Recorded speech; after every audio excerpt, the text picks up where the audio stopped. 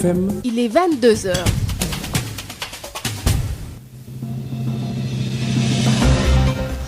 Mesdames, Messieurs, bonsoir et merci d'être à l'écoute de Sen Radio. À la une de ce journal, vers une synergie et la mise en œuvre d'un plan d'action pour la libération de Boubacar Seye de Horizon sans frontières, le collectif Nyolank, des organisations de la société civile, partis politiques et activistes mettent en garde l'État du Sénégal dans sa tentative de musellement et l'invite à la confrontation en apportant des clarifications sur les déclarations de Boubacar Seye.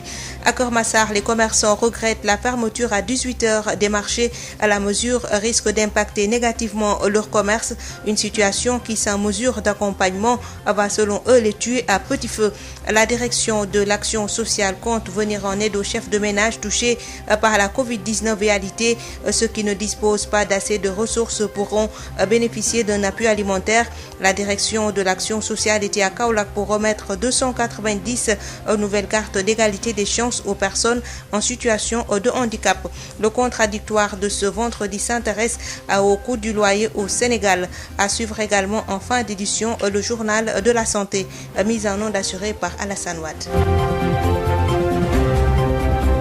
Sud Nuit. Marie-Rosalie Ndiaye. Nyolank et les organisations de la société civile exigent la libération de Boubacar Seye dans les plus brefs délais. Ces organisations demandent également des clarifications et des comptes sur la gestion des fonds. Elles dénoncent une tentative de musellement à l'endroit de Boubacar Seye et promettent de mener d'autres plans d'action si les autorités ne réagissent pas. Nyolank, QSEMS Authentique, Coalition Jotna, UFC, République des Valeurs, Africa Jom Center était en conférence de presse cet après-midi. Le compte rendu de Aïssatou Gueiba. Un front civil en gestation pour la libération de Boubacar Seye. Nyolank exige la libération immédiate du camarade Boubacar Seye, sinon en rapport avec toutes les organisations de la société civile, les syndicats, les partis politiques et toutes les autres organisations, nous allons faire une synergie et mettre en place un plan d'action pour faire face au dictateur, le président Macky Sall. Un horizon sans frontières pour Boubacar Seye, c'est ce que réclame la société civile qui, en ligne de front, dénonce une tentative de musellement des activistes et des lanceurs d'alerte. Dambot, secrétaire général QSEMS Authentique. Parce qu'il n'a commis aucune faute. On essaie d'étouffer les preuves. Parce qu'en le mettant en prison, en immobilisant ces outils de travail, c'est parce que le gouvernement a peur de Boubacar Seye. C'est parce qu'ils ont peur de certaines informations qui sont détenues par Boubacar Seye. C'est pourquoi le gouvernement, encore une fois, cherche à étouffer cette affaire en essayant de le museler et donc de le mettre hors d'état de nuire. Ces organismes saisissent même l'occasion pour demander des clarifications et des comptes sur la gestion des fonds. La solution la plus simple pour le gouvernement devait être de faire ce que vous avez demandé, de demander la confrontation avec Boubacar et qu'on puisse maintenant voir est-ce que ce qu'il a dit par rapport au rapport avec les preuves, est-ce que Boubacar a tort ou a raison. Donc c'est ça la vérité. Selon le porte-parole de Horizon sans frontières, la vie de Boubacar Seye serait même menacée au vu des mauvaises conditions de détention. Souleymane Alioune Diallo, porte-parole de Boubacar Seye. D'autant plus que sa santé est fragile et on connaît les conditions de détention comme elles sont. Boubacar me charge de transmettre ce message au chef de l'État du Sénégal pour lui dire que Boubacar n'est pas un ennemi de l'État du Sénégal. Boubacar n'est pas un politicien encagoulé. Boubacar c'est pas un menteur. Boubacar sa place c'est pas en prison. Depuis son incarcération pour diffusion de fausses nouvelles, le cas du président de Horizon sans frontières n'a cessé de susciter des réactions de plusieurs organisations, mais ces nombreuses sorties suffiront-elles à faire pression pour sa libération? Avec la seconde vague de la Covid-19, les donneurs de sang se font de plus en plus rares. Depuis 10 jours, le centre de transfusion sanguine n'a pas collecté ni organisé dans les entreprises et les quartiers. Les responsables invitent les populations à venir donner de leur sang pour sauver des vies. Dr Youssou Gueye, responsable au CNTS, au micro de Ismaïla Marcel Koli. Comme vous le savez, vous l'avez constaté, le taux de fréquentation est encore à la baisse parce que quand on recevait 60 à 70 personnes par jour, maintenant on recevra moins, 40, 45 maximum. Et ça, surtout des donneurs qui ne sont pas volontaires, souvent des donneurs familiaux, comme on a l'habitude de dire, c'est-à-dire des personnes qui viennent donner pour des parents malades. Et ça, c'est pas la stratégie première du Centre national de transfusion, qui prône un don de sang bénévole et volontaire. Donc si on reçoit des donneurs qui sont venus donner malgré eux quelque part parce que c'est un de leurs proches qui a besoin de sang, c'est pas souhaitable. Donc nous profitons de votre antenne pour lancer encore une fois un appel pour que les populations continuent à venir donner du sang. Certes, il y a la deuxième vague de la maladie coronavirus, mais au Centre national de transfusion, pour vous rassurer, nous avons mis en place un système de mesures barrières, lavage des mains, distanciation physique, etc. Donc on essaie de gérer tant soit peu la contamination vraiment au niveau du centre. Donc pour rassurer les donneurs, nous les appelons à revenir à nous aider. D'autre part, le centre aussi n'a pas de collecte mobile organisée dans les structures, les entreprises, les quartiers, les écoles depuis pratiquement 10 jours. Donc aussi on lance un appel aux les structures comme ça, les organisations n'ont pas à l'esprit à organiser des dons de sang, je peux m'exprimer ainsi, parce que il y a la maladie coronavirus qui préoccupe tout le monde avec l'évitement des rassemblements. Tout ça on comprend, mais il faut savoir qu'aussi il y a d'autres patients qui ont besoin de sang et qui attendent que les donneurs. On est ici les ASC, s'ils peuvent organiser des collectes en respectant les mesures barrières, je pense que c'est une bonne chose. On inciter leurs membres à venir au centre où il y a la possibilité individuellement. On est là, on ouvre le samedi, on est là jusqu'à tard dans l'après-midi, donc on peut vraiment continuer à recevoir les gens pour aider les malades, les autres malades qui ont besoin de sang. Les commerçants du marché de Keur Massar sont foncièrement contre l'arrêté fixant les heures d'ouverture et de fermeture des marchés. Ils dénoncent et qualifient cette mesure discriminatoire car il y a d'autres commerçants qui exercent au niveau du rond-point de Keur Massar à l'heure de fermeture. Ces commerçants déplorent un manque à gagner dans leur secteur. Birama Ndiaye s'est rendu au marché de Keur Massar. Reportage. La fermeture des marchés à 18h n'est pas bien accueillie par les commerçants de Keur Massar. Alassane Diallo, ça ne va pas parce que ça tue le marché et les clients. Par contre, au lieu de venir ici à 17h, ils préfèrent d'aller dans d'autres marchés. C'est ça quoi, vraiment ça ne nous arrange pas. Alassane, non, cela ne nous arrange pas. Parce que ça ne nous arrange pas, parce que nous sommes comme on disait, secteur informel. Le gouvernement ne nous paye pas. Si on ferme le marché à 17h, ça ne nous arrange pas parce que ici, les gens commencent à acheter à partir de 17h, 18h, 20h. Si on ferme le marché à 17h, ça ne nous arrange pas. À les en croire, cet arrêté préfectoral est discriminatoire car il y a une autre partie de leurs camarades qui continuent d'exercer au rond-point sans être inquiétés au moment où on les demande de fermer. À la salle, encore, on a constaté que ça, c'est une demi-mesure. Parce qu'on ferme le marché, on reste le croisement continue à fonctionner. Bon, ça, ce n'est pas une mesure qu'on a. C'est pas une bonne mesure. On déplore ça. Et encore, si quelqu'un prend une décision, ça doit avoir un accompagnement. Parce que si les gendarmes avaient venu ici, ou bien le préfet avait envoyé les gendarmes qu'ils viennent au marché, ils disent que personne ne vend, donc personne ne vendrait. Mais s'il ne vient pas, les gens vont rester ici. Ces acteurs du secteur informel déplorent un manque à gagner du fait de cet arrêté. Alassane Diallo, il y a un manque à gagner. Je pense que le maire ne nous a pas soutenus comme il le faut. Alassane, c'est là infecté notre chiffre d'affaires. Parce que ici, le commerce commence à 17h. Même si on nous disait d'ouvrir à 8h et de fermer à 20h, ça sera mieux. Parce que ici, 6h du matin, 5h, personne ne sera. On ne voit pas personne ici. 290 nouvelles cartes d'égalité des chances pour les personnes en situation de handicap à Kaolack. La remise a eu lieu ce vendredi. La directrice de l'action sociale a saisi l'occasion pour revoir le dispositif d'appui psychosocial à l'endroit des malades du Covid-19 à Ouachao. Kaolack a encore bénéficié de 290 nouvelles cartes d'égalité des chances destinées aux personnes handicapées, ce qui porte le nombre de cartes distribuées dans la région à 4998 de 2015 à maintenant. Ces cartes vont permettre à leurs bénéficiaires d'accéder à beaucoup de services gratuitement. En mission à Kaolack pour la remise de ces cartes aux autorités, la directrice de l'action sociale a profité de l'occasion pour revoir le dispositif mis en place pour l'appui psychosocial des malades de Covid-19. Dr Aram Topse, directrice générale de l'action sociale. Cette mission avait pour objectif de discuter avec nos services déconcentrés de l'engagement communautaire pour permettre aux populations de s'engager et de lutter efficacement contre cette pandémie Nous faisons partie du Comité national de gestion des épidémies et la direction de l'action sociale a une mission de prise en charge sociale et comportementale. Et la prise en charge psychosociale nous permet d'entrer en contact avec les malades qui sont soit dans les CTE ou traités à domicile pour savoir véritablement de quoi ils ont besoin. Ça nous permet également de les aider à vivre ces moments difficiles, à évacuer le stress et de les accompagner psychologiquement jusqu'à leur guérison.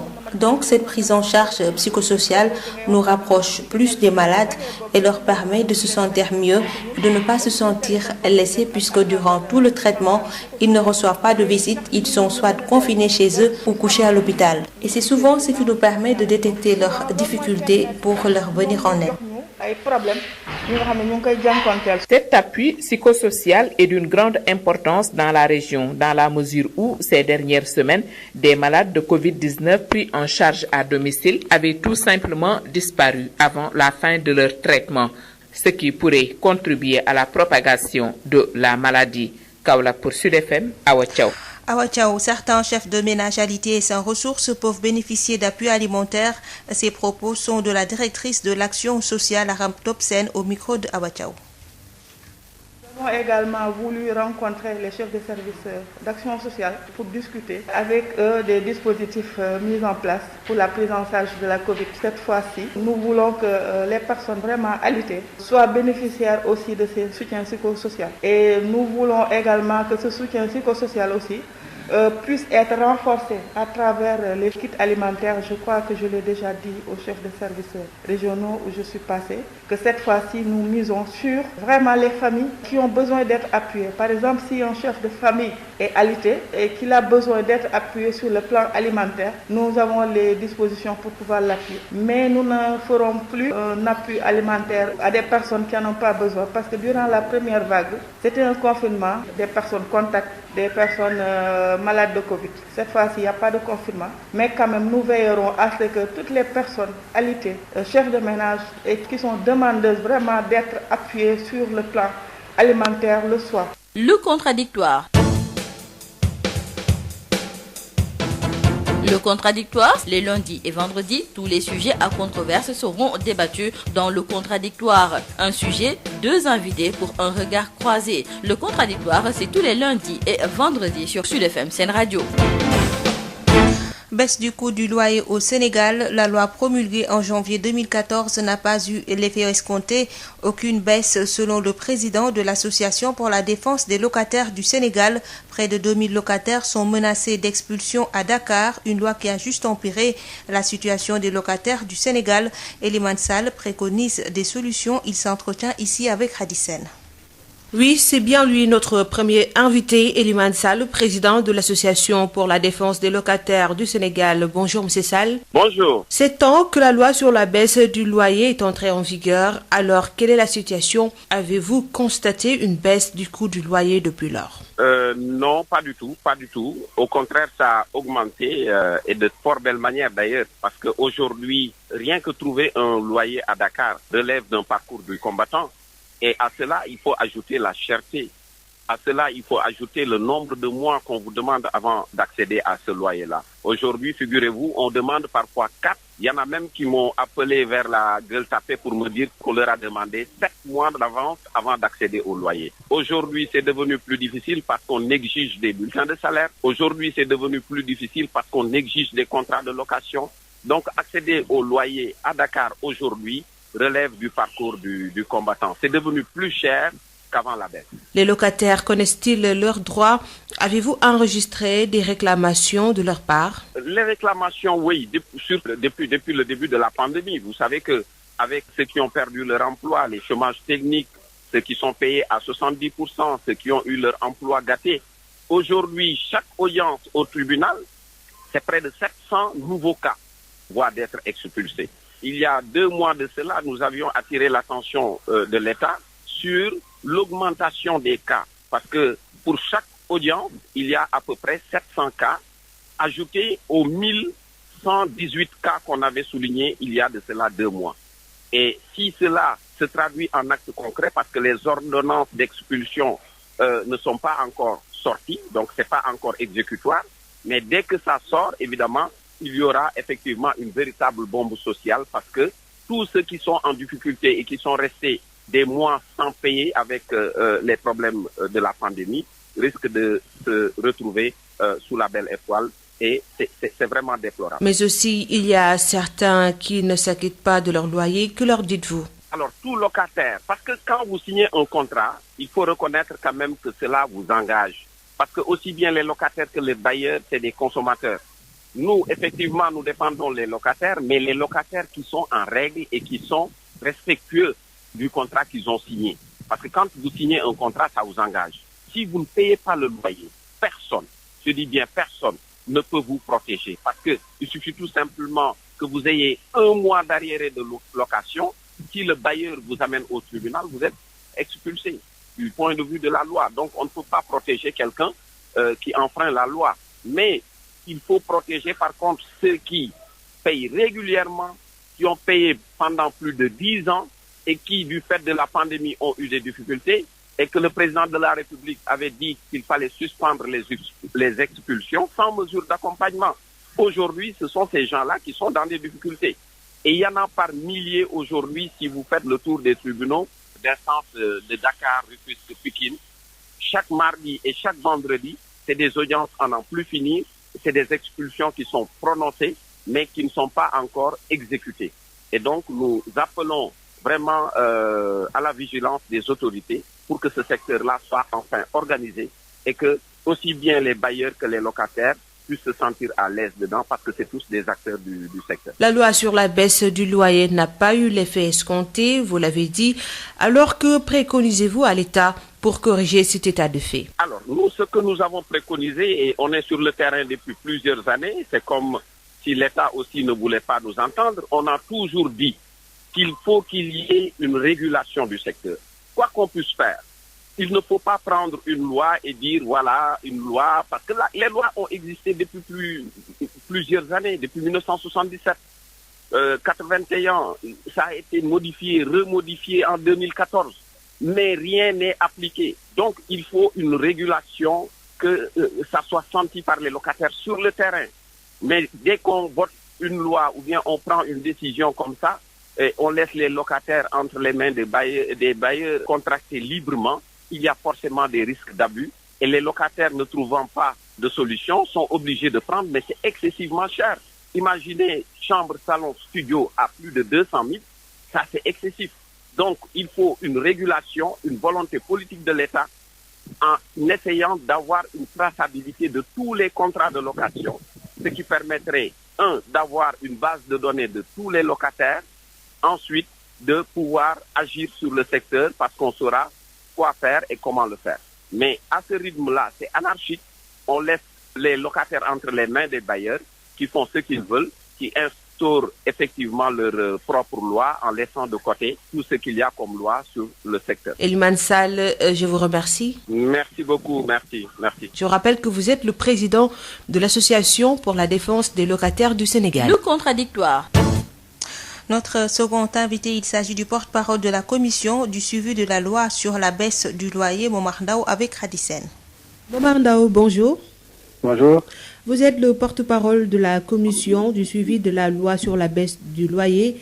Alors, la loi sur la baisse du loyer promulguée en 2014 n'a pas eu d'effet selon les locataires sur le coût du loyer qui est devenu beaucoup plus cher. Est-elle appliquée par les bailleurs? Alors effectivement, la loi est très appliquée par les bailleurs dans un premier temps parce que c'était appliqué par les locataires. En effet, si vous payez 100 000 francs, la loi vous demandait de payer donc 71 000, soit une baisse de 29 000 francs CFA, soit 29%. Et donc tous les locataires avaient appliqué la loi donc en payant 29 000 francs, sauf certains d'ailleurs qui à l'époque avaient dit à leurs bailleurs oui, j'ai droit à 29 000, mais vous pouvez juste enlever 5 000 francs. Donc voilà, en fait, ils l'avaient fait pour montrer aux bailleurs qu'ils ne leur appliquaient pas avec rigueur la loi. De sorte que pour que demain, si jamais ils sont en défaut, que le bailleur ne puisse pas leur appliquer la loi.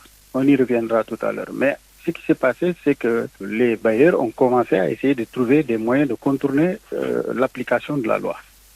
Certains commençaient à dire oui, la loi a parlé de ceux qui n'avaient pas fait donc de surface corrigée, alors que les statistiques de l'ANSD disaient que 98% donc des bailleurs n'avaient pas mis en œuvre la surface corrigée, le calcul de la surface corrigée. Et donc certains bailleurs disaient oui, nous on a fait la surface corrigée, donc on n'est pas concerné. Ce qui était faux, parce que non seulement nous avons fait une loi sur la baisse du loyer, mais il y a aussi les décrets d'application qui avaient changé les méthodes de calcul de la surface corrigée. Ensuite, ils ont essayé de dire oui, nous devons faire des travaux. Mais là aussi, il faut savoir que la loi ne prévoit qu'une seule possibilité de faire sortir un locataire pour travaux, c'est quand vous démolissez et reconstruisez la maison. Donc aucune autre, en tout cas, réflexion n'est acceptée par donc la loi. À côté de ça aussi, il y avait bien sûr l'autre élément, c'est-à-dire qu'ils ont essayé de dire oui, nous avons besoin de la maison pour y habiter ou y faire habiter un membre de ma famille. Là aussi, il faut savoir que la loi ne permet qu'à des personnes physiques, même pas à des agences immobilières, de donner congé pour occupation personnelle. Et ensuite, la loi est claire, vous ne pouvez faire sortir quelqu'un que pour y habiter vous-même, votre épouse, vos enfants, les enfants de votre épouse, le père ou la mère de votre épouse ou votre propre père et mère. Vous ne pouvez même pas faire sortir quelqu'un pour y faire habiter votre propre frère. Donc, dans ce cas de figure, quelles sont les prérogatives du locataire? C'est ça. Alors, les autres prérogatives du locataire, c'est que pour pouvoir dire à quelqu'un « je souhaiterais vous donner un congé », il faut que vous soyez sur une période triennale. Ça veut dire quelqu'un qui est entré en 2012, donc sa première période triennale, c'est en 2015. C'est-à-dire s'il est entré le 1er janvier 2012, le 1er janvier 2015, il va avoir 3 ans. Et donc 6 mois avant le 1er janvier 2015, c'est à ce moment que vous devez lui donner ce qu'on appelle donc le congé, pour lui dire que dans 6 mois, j'aurais souhaité reprendre la maison. Si vous ratez cette date-là et que vous vous retrouviez par exemple à 5 mois donc du 1er janvier 2015, vous ne pouvez plus lui donner valablement congé. Il va falloir attendre que vous soyez sur la prochaine période triennale, ça veut dire 3 ans supplémentaires. Et donc, à ce moment-là, vous allez vous retrouver le 1er janvier 2018. Si au 1er janvier 2018, vous avez raté aussi, vous vous retrouverez avec le 1er janvier 2021. Donc, c'est pour dire que quand quelqu'un paye le loyer normalement, c'est presque impossible de le faire sortir n'importe comment. Donc, le locataire est hyper protégé. Ça, c'est un. La deuxième chose, c'est que un locataire peut rester dans une maison pendant plusieurs années, se réveiller un beau jour et dire bon, moi je crois que le bailleur me loue trop cher la villa ou l'appartement ou la chambre. À ce moment-là, ce qu'il peut faire, il peut aller directement voir le juge. Le juge commet un expert qui va recalculer le prix du loyer. Et si par exemple le prix qu'il paye était de 150 000 alors qu'il aurait dû payer 100 000 francs, le juge va condamner le bailleur à lui rembourser les 50 000 francs de trop qu'il avait perçus pendant toute la période. Et le bailleur risque même, si le prix est supérieur donc au prix de l'administration, le bailleur risque jusqu'à 3 mois de prison et jusqu'à 1 500 000 francs d'amende. Cela veut dire qu'aujourd'hui, tous les atouts sont au niveau de la main des locataires. Mais la problématique fondamentale, c'est quoi? C'est le niveau de pauvreté. Le niveau de pauvreté est tel que l'Agence nationale de la statistique a dit que plus de 61% donc des locataires ont eu un jour un problème pour payer le loyer. Et donc, si vous avez des problèmes pour payer régulièrement le loyer, vous ne réclamez aucun de vos droits parce que vous avez peur des représailles. Et c'est ce qui fait qu'aujourd'hui, quand on leur dit sortez, ils sortent, sans même demander du reste. Quand on leur donne quand il y a une baisse des loyers, ils ne demandent même pas son application, etc., etc. Et c'est ça le problème de fond qui fait qu'aujourd'hui, beaucoup de gens disent oui, les prix ne sont pas respectés, etc. Et si vous prenez un local qu'on vous loue cher, mais allez au tribunal, si vous le faites, le tribunal va commettre un expert qui va recalculer le prix et vous allez payer le prix normal. Donc tout est fait pour que le prix du loyer tel que fixé par l'administration soit appliqué au locataire. D'accord. Mais bon, un locataire qui ne veut pas qu'on respecte ses droits parce que tout simplement il ne respecte pas ses devoirs, il est très difficile de le défendre. Depuis que la commission est installée, combien de réclamations avez-vous reçues de la part des locataires? Nous avons reçu près de 20 000 réclamations parce que il y a beaucoup de réclamations que nous recevons. Au début, les réclamations étaient moins compliquées. Maintenant, c'est beaucoup plus complexe parce que les gens ont de plus en plus l'information, la bonne information sur ce que la loi leur donne comme protection et comme avantage. Et donc aujourd'hui, tout le monde réclame. Omar Ndao, je vous remercie. Merci beaucoup. Yotox anti-moustique pour le corps, les vêtements, les rideaux et draps vous protège contre les moustiques chez l'adulte et l'enfant. Val d'Afrique vous offre votre journal de la santé.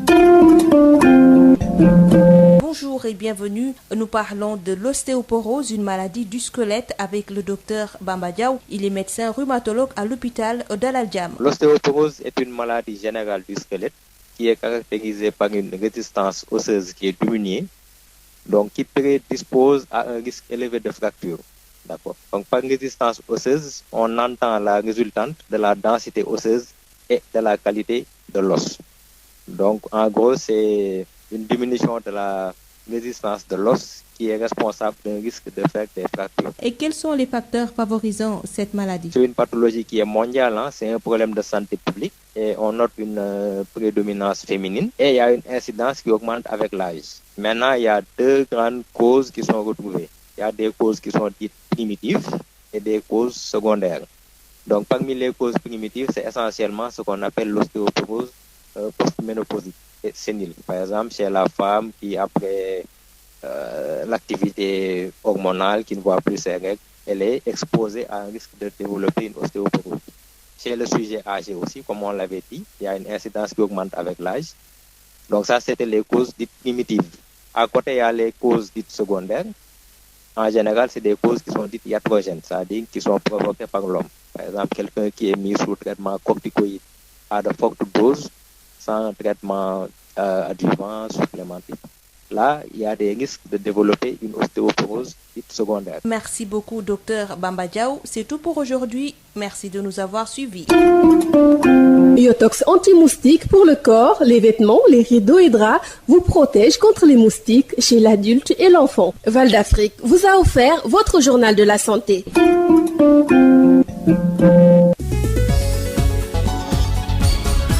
Marie-Rosalie Ndiaye. Mesdames, Messieurs, c'est la fin de cette édition. Je vous rappelle les principaux titres développés vers une synergie et la mise en œuvre d'un plan d'action pour la libération de Boubacar Seye de Horizon Sans Frontières, le collectif Nyolank, des organisations de la société civile, partis politiques et activistes mettent en garde l'État du Sénégal dans sa tentative de musellement et l'invite à la confrontation en apportant des clarifications sur les déclarations de Boubacar Seye. À Keur Massar, les commerçants regrettent la fermeture à 18h des marchés. La mesure risque d'impacter négativement leur commerce, une situation qui, sans mesure d'accompagnement, va selon eux les tuer à petit feu.